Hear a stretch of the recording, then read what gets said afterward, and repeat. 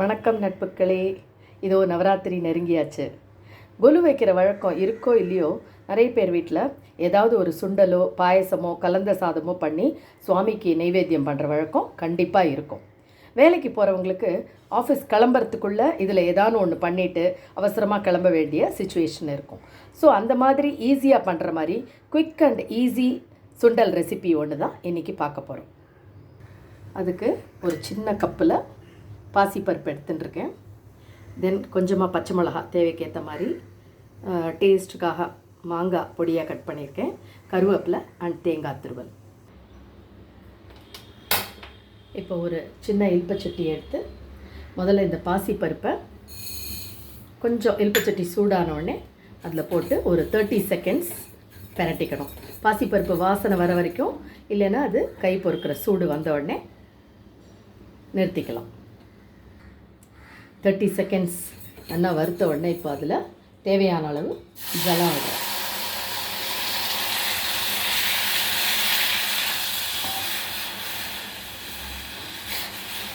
So இது boil ஆக ஆரம்பித்த உடனே தேவையான அளவு, இப்போ பாசிப்பருப்பு சின்ன கப்பில் எடுக்கிறோன்னா அந்த மாதிரி டபுள் த அளவு நமக்கு குவான்டிட்டி கிடைக்கும். ஸோ அதுக்கேற்ற மாதிரி டேபிள் சால்ட் சேர்த்துக்கலாம்.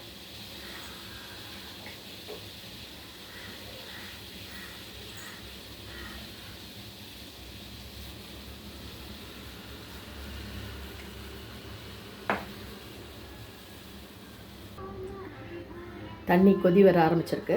இந்த மாதிரி கொதிக்க ஆரம்பித்ததுலேருந்து கரெக்டாக 5 மினிட்ஸ் நல்லா கொதிக்க விட்டுட்டு சிம்மில் வச்சு கொதிக்க விடலாம். அதுக்கப்புறம் கேஸ் ஆஃப் பண்ணிவிட்டு ஒரு லிட்டை போட்டு மூடிடலாம். 5 மினிட்ஸ் கொதிச்சுட்டுருக்கு.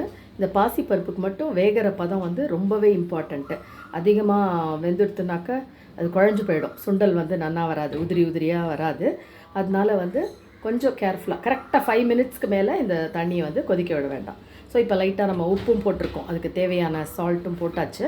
ஸோ இது 5 நிமிஷம் கொதித்த உடனே கேஸ் ஆஃப் பண்ணிவிட்டு இதை மூடிடலாம்.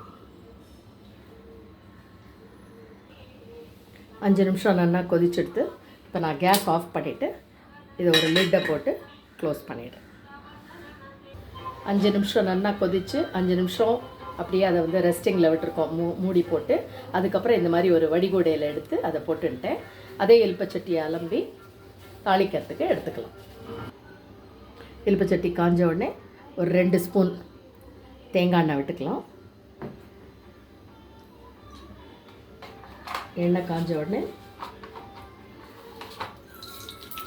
கடுகு,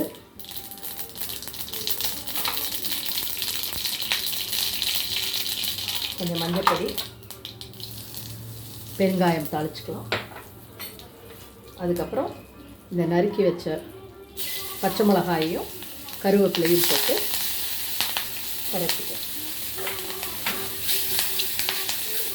பரட்டிட்டு நம்ம இந்த மாதிரி வடிகூடையில் போட்டு வச்சுருக்கிற பாசிப்பருப்பை இதோடு சேர்த்து கலக்கலாம். அந்த கொதிக்கிற தண்ணியில் 5 நிமிஷம் இருந்ததுனால பாசிப்பருப்பு ஆல்ரெடி நல்லாவே வெந்திருக்கும். ஸோ ஜஸ்ட் இந்த ஈரம் இஞ்சிற அளவுக்கு ஒரு 30 செகண்ட்ஸ் இதை பரட்டினா போகிறோம். கரெக்டாக 30 செகண்ட் போகிறோம். ஏன்னா 5 நிமிஷம் மூடி வேற வச்சுருக்கோம். ஸோ அதுலேயே நல்லாவே வெந்துட்டுருக்கும். இந்த மாதிரி பண்ணால் தான் இது உதிரி உதிரியாக வரும். இல்லைன்னா குழஞ்சிடுத்துனா எல்லாம் சேர்ந்துடும். 30 செகண்ட்ஸ் பரட்டின உடனே அந்த ஈரம்லாம் ஆல்மோஸ்ட் இழுத்துட்டுருக்கோம். இப்போ கேஸ் ஆஃப் பண்ணிவிட்டு நறுக்கி வச்ச பொடி மாங்காய், ஸோ தட் அது ஃப்ரெஷ்ஷாகவே இருக்கும். இந்த தேங்காய் துருவலையும் இதோட சேர்த்து விடுறோம். ஜஸ்ட்டு பெரட்டிட்டு இல்பச்சட்டிலேயே ஒரு 3 to 5 மினிட்ஸ் அப்படியே இருக்கட்டும். அப்புறமா நம்ம வேறு பாத்திரத்தில் கன்வெர்ட் பண்ணிக்கலாம்.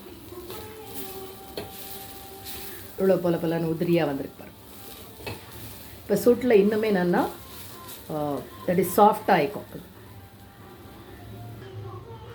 10 நிமிஷத்தில் பொலன்னு பாசிப்பருப்பு சுண்டல் ரெடி. 2 விஷயந்தான் ஞாபகம் வச்சுக்கணும். முதல்ல பாசிப்பருப்பை வறுக்கும்போது தீஞ்சு போயிடாமல் மீடியம் ஃப்ளேமில் வறுத்துக்கோங்க. அதுக்கப்புறம் கரெக்டாக 5 நிமிஷத்துக்கு மேலே அது கொதிக்க வேண்டாம். ஏன்னா குழஞ்சிடுத்துன்னா நல்லா வராது. தேங்க்ஸ் ஃபார் வாட்சிங் திஸ் வீடியோ. ஷார்ட்லி வேறு ஒரு சுண்டல் ரெசிபியோடு உங்களை மீட் பண்ணுறேன். பிடிச்சிருந்ததுன்னா சப்ஸ்கிரைப் பண்ணுங்கள் ப்ளீஸ்.